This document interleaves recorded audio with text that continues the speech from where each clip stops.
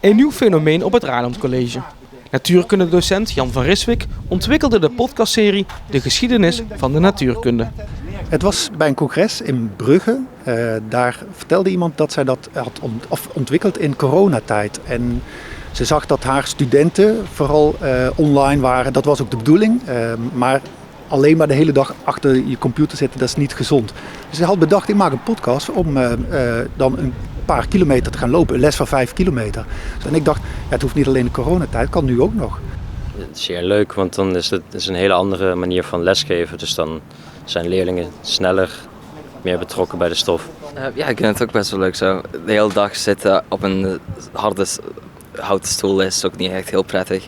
Dus een beetje lopen, een beetje actief zijn, dat is wel fijn.